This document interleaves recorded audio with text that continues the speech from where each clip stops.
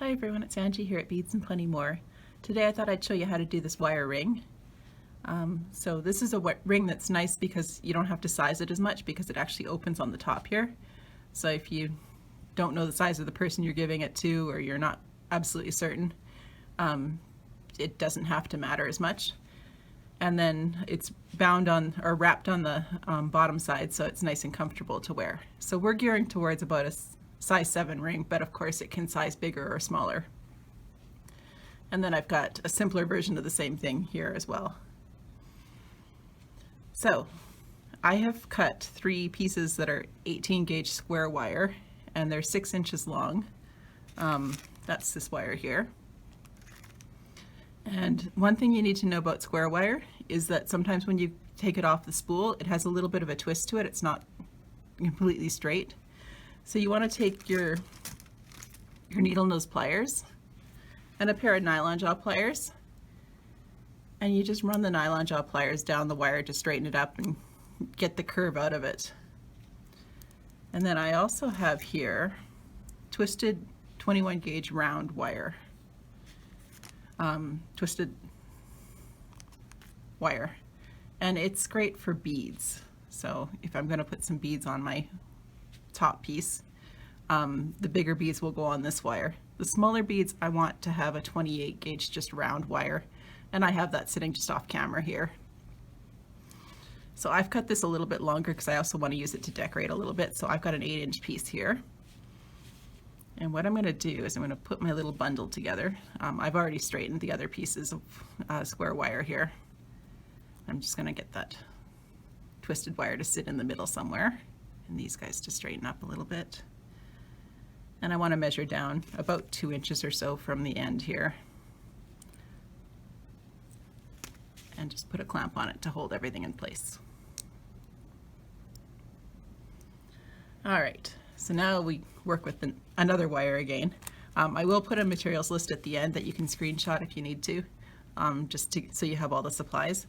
This is half round wire, and half round wire, it's flat on the one side and rounded on the other side. So you need to figure out which is the flat side. This is 18 gauge. And I'm just going to put a bend in the wire to get it started. Now I'm working off the spool because I don't want to waste a bunch of wire. You need about 2 feet because we're going to wrap about 2 inches worth of wire onto here. And I just put that bend, go the wrong direction. So we're just going to hook it over all the wire here, our little wire bundle. And then we're going to start wrapping.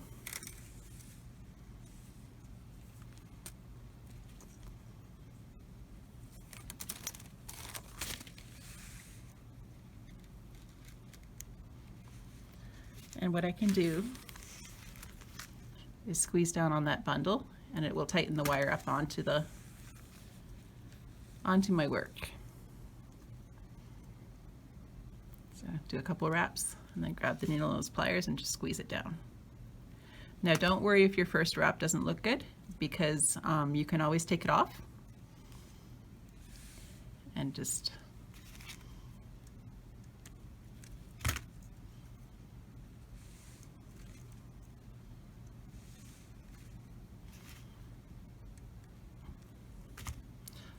so you just keep going along until you have about 2 inches done. I have a piece here that will jump ahead.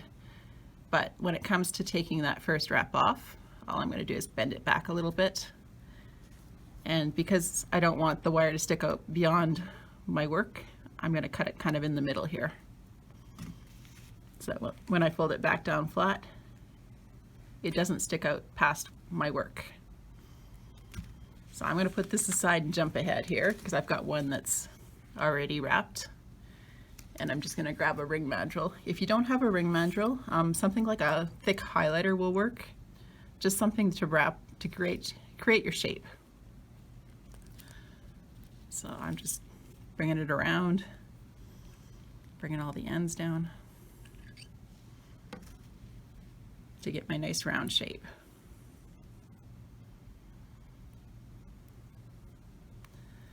And then I'm going to put my bead stringing wire, my twisted wire, up. And I'm going to start to flare out my ends here.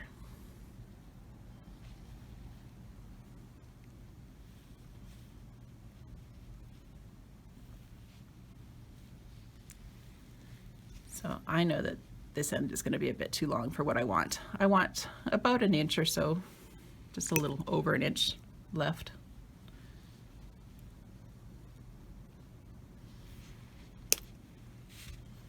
And then I'm going to grab my round nose pliers and I'm just going to coil my end.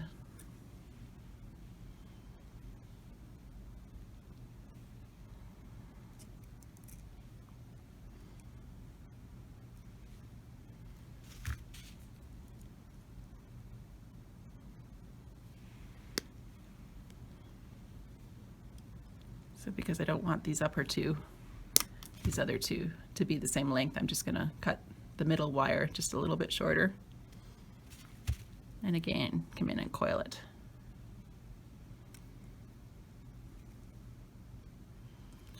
Ideally with this wire, the less you can touch it with the round nose pliers, the better off you are, because every time you grab with the round nose pliers and you squeeze it all, you're going to put a little mark on the wire.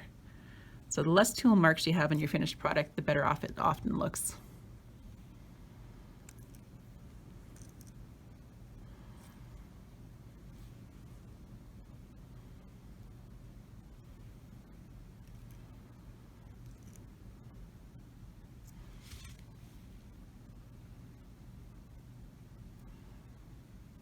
You can shape those to the finger a little more. I don't have them quite set right at this point, but gets you the idea at least.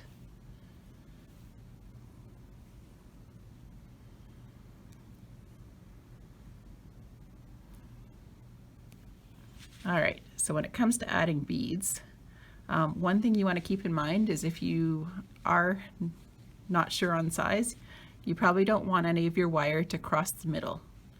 So you're going to wire beads onto this side and onto this side, but none of the wire will cross the middle.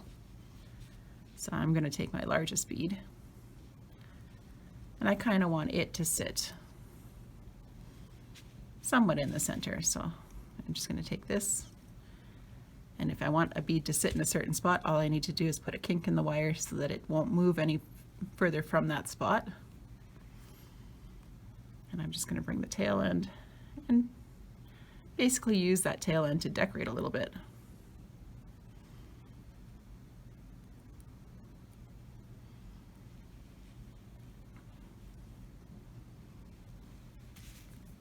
Now, one thing about tail ends is you don't want them to ever have an end that sticks out.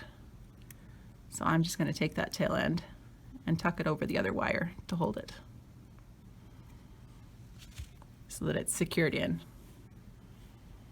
And I think on the other side, we'll use the 6mm crystal.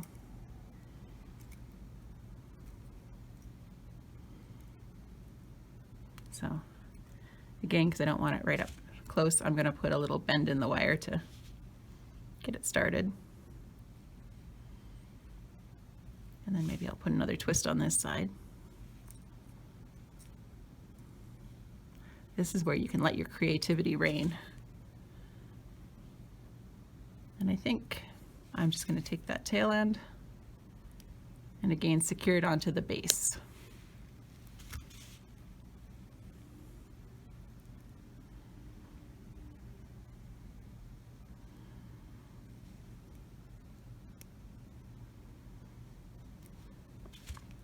So that it can't move. So now that we've got that, I've got some other little guys that I could put in, and I'm just going to grab a piece of the 28 gauge. So 28 is a really fine wire. So this is 28 gauge round.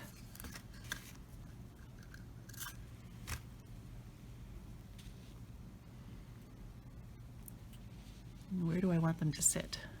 So maybe put one in there. So I'll just take it.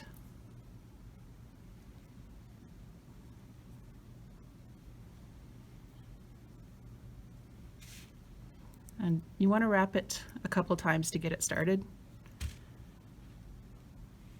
So I'm trying to grab the tail end and it's running away from me here.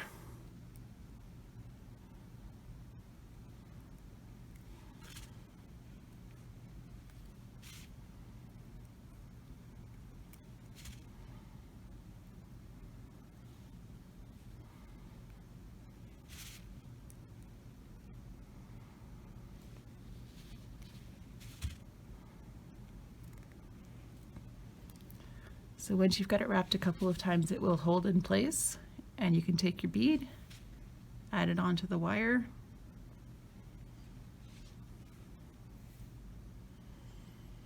and you can decide where you're going with the wire.